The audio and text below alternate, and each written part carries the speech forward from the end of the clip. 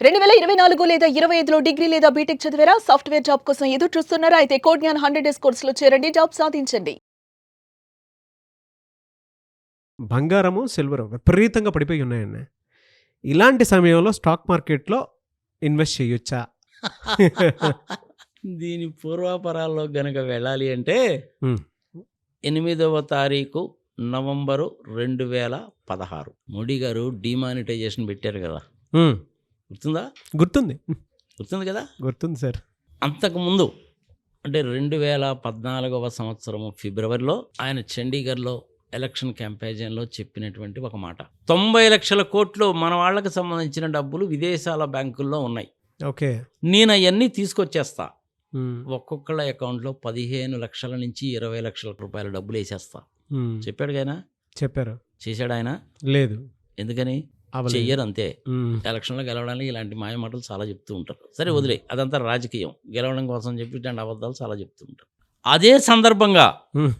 హైదరాబాద్ మహానగరంలో ఒక వ్యాపారస్తుడు 472 కోట్ల రూపాయలు తీసుకున్నాడయ్యా. హ్మ్. దేనికి? బంగారం ఇస్తానని. అవును. అదంతా బ్లాక్ మనీయే. హ్మ్. వాడు తీసేసుకున్నాడు. 472 కోట్లు వాడు తీసేసుకున్నాడు.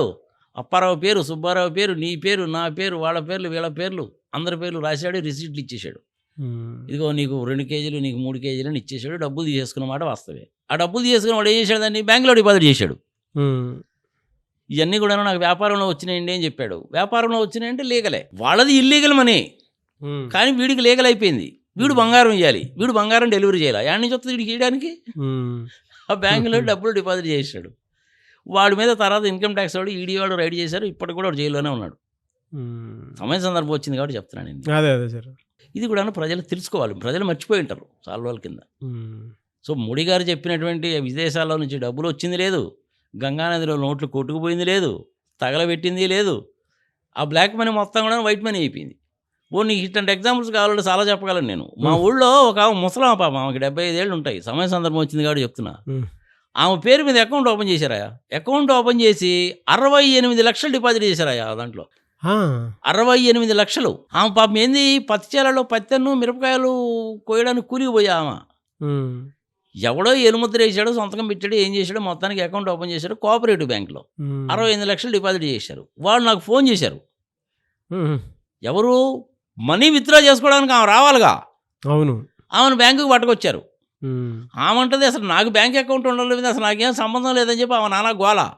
ఆ సందర్భంగా నాకు ఫోన్ చేశారనమాట, మీరు ఆమెను ఎట్లా ఒప్పించండి, ఇదండి సంగతి సమాచారం అని. హ్మ్. ఎవడో డిపాజిట్ చేశాడు అయ్యి, ఆమె పేరు మీద డిపాజిట్ చేశారు. బా! ఇప్పటికి కూడా ఆ వ్యవహారం ఇంకా తేలా. For your information. మొన్న నేను ఊరికి వెళ్ళినప్పుడు కూడా అడిగాను నేను, వాళ్ళు ఏమైందా వ్యవహారం అనేసి అంటే, ఇంక లేదండి అది ఈడీ వాళ్ళు అటాచ్మెంట్ సంగతి సమాచారం, మా మా మా వాళ్ళలో ఒక ముగ్గురికి ఉద్యోగాలు కూడా పోయినాయండి అని చెప్పారనమాట వాళ్ళు. ఇప్పుడు నువ్వు అడుగుతున్నది ఏంటి? బంగారము రేట్ అనేటువంటిది పెరుగుతున్నప్పుడు కానీ, తగ్గుతున్నప్పుడు కానీ, లేదంటే షేర్ మార్కెట్లో ఏమన్నా పెట్టుకోవచ్చా? బంగారానికి ఆల్టర్నేటివ్గా షేర్ మార్కెట్లో పెట్టుకోవచ్చు అని కదా నువ్వు అడుగుతున్నావు. బంగారంతో పాటు సిల్వర్ కూడా అంటే అమాంతంగా సిల్వర్ తగ్గిపోయాయి కదా. నార్మల్గా ఏం జరుగుతుందంటే, బంగారం రేటు పెరుగుతుంది అన్నప్పుడు బంగారం కొనుక్కోవడం అనేటువంటిది సహజం. హ్మ్. మరి ఆల్టర్నేటివ్గా ఏమున్నాయి అనేసి అంటే, షేర్ మార్కెట్లో అయినా పెట్టుకోవచ్చు, భూమి అయినా కొనుక్కోవచ్చు. హ్మ్. భూములు కనుక కొనడం వల్ల జనాలు అందరూ కనుక చేశారనుకోండి, అమరావతి వ్యవహారం అయింది. ఎకరం 4 కోట్లకు కొని, 3 రూపాయలు వడ్డీకి తీసుకొని 4 కోట్లకు కొని ఏం చేయాలో తెలియక ఆత్మహత్యలు చేసుకున్నవాడు నాకే 4-5 తెలుసు. అదేవిధంగా షేర్ మార్కెట్లో పెట్టి కూడా నష్టపోయిన వాళ్ళు కూడా ఉన్నారు. కరోనా టైంలో కూడాను అంబానీ గారికి గంటకి 90 కోట్లు వచ్చిందయ్యా. బా! గంటకు 90 కోట్లు వచ్చింది షేర్ మార్కెట్లో కరోనా టైంలో.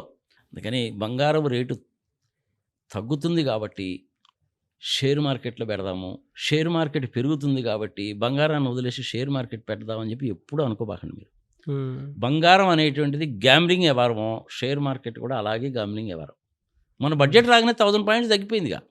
అదే సార్, అంటే అకస్మాత్తుగా పడిపోవటం చూసాం. మాఫియాలు అయ్యాయి అన్నీ. ఇంటర్నల్ ట్రేడింగ్, అది ఇన్సైడ్ ట్రేడింగ్ అంటారు దాన్ని. అలాగే జరుగుతుంది అది. అందుకని దాని గురించి మనం పెద్దగా వర్రీ కావాల్సిన పని ఏం లేదు. నేను మీకు ఏం చెప్తానంటే, సిల్వర్లో ఇన్వెస్ట్ చేయొచ్చు సార్, అంటే సిల్వర్ని షేర్ మార్కెట్. సిల్వర్ అయినా బంగారం అయినా ఏదైనా ఒకటే. సిల్వర్ అయినా బంగారం అయినా షేర్స్ అయినా ఈ 3 కూడా ఒకే రకంగా ఉంటాయి. వీటన్నిటికంటే బెస్ట్ ఇన్వెస్ట్మెంట్ ఏదంటే భూమి మీద పెట్టుకో. గవర్నమెంట్ బాండ్స్ కొనుక్కో, బెస్ట్. గోల్డ్ బాండ్స్ కొనుక్కో, బెస్ట్.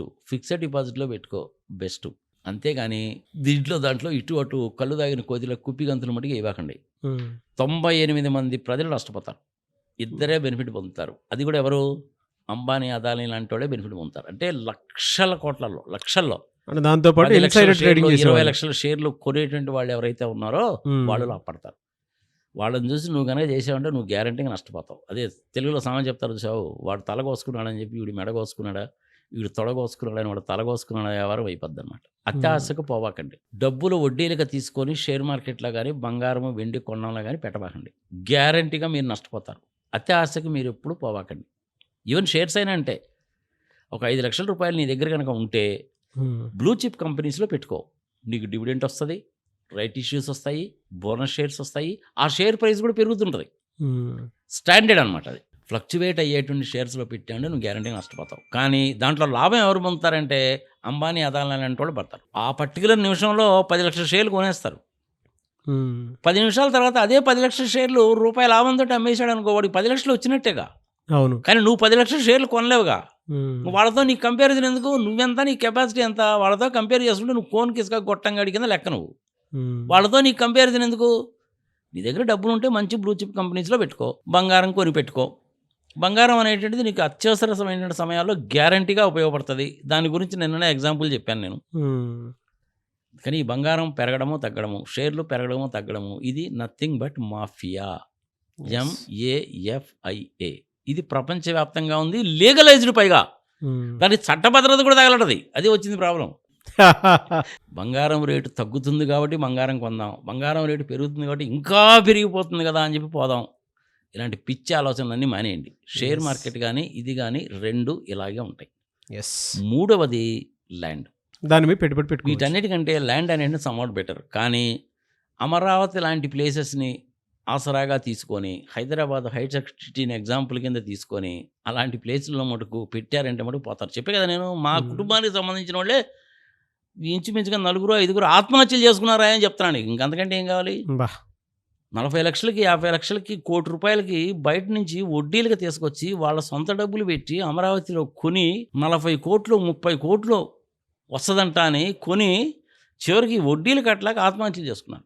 yes. కొంతమంది అయితే ఏం చేశారంటే వాళ్ళకి నిజంగా ఉన్నటువంటి పొలాలను కూడాను ఐపీలు పెట్టి రాసి ఇచ్చేశారు. అలాంటి పిచ్చి పనులు మటుకు ఎప్పుడు చేయబాకండి. దురాశ దుఃఖమునకు చేటు. Yes. Very good sir. సామాన్య మానవుడికి ఇవన్నీ వేస్ట్ అబ్బా. Very good sir. Thank you sir. Thank you so much for the clarity. నమస్తే.